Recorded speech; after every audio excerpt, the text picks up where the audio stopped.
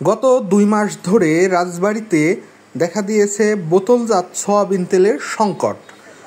ফলে ভোক্তারা বাধ্য হয়ে খোলা সয়াবিন তেল কিনে ব্যবহার করতে হচ্ছে তাদের।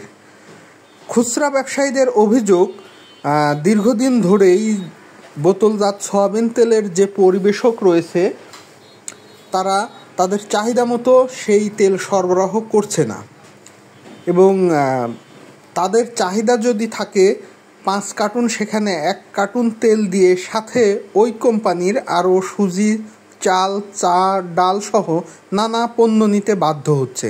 খুচরা ব্যবসায়ীরা বলছে এই শর্ত জুড়ে দেবার কারণে আমরা অনেকেই বোতলজাত সয়াবিন তেল রাখছি না।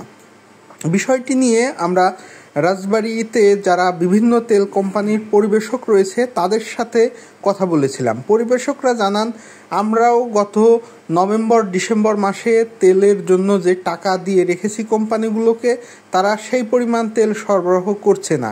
চাহিদার তুলনায় অনেক কম তেল সরবরাহ করার কারণেই বাজারে বোতলজাত সয়াবিন তেলের সংকট দেখা দিয়েছে। তবে খোলা সয়াবিন তেলের কোনোই সংকট নেই। বিষয়টি নিয়ে আমরা কথা বলেছিলাম রাজবাড়ীতে ভোক্তা অধিকার সংরক্ষণ অধিদপ্তরের সাথে। বিষয়টি তারাও জেনেছে। গত নভেম্বর মাস থেকে রাজবাড়ীতে খোলা বাজারে সয়াবিন তেলের সংকট রয়েছে। বিষয়টি তাদের ঊর্ধ্বতন কর্তৃপক্ষকে জানানো হয়েছে এবং তারা বলছে যে বিষয়টি সমাধানের জন্য বিভিন্ন তেল কোম্পানির সঙ্গে তারাও যোগাযোগ রয়েছে। তবে সাধারণ ক্রেতারা বলছে বিভিন্ন যে তেল কোম্পানি রয়েছে তারা নতুন করে তেলের দাম বাড়ানোর কৌশল হিসেবে এই সংকট তৈরি করেছে কৃত্রিমভাবে।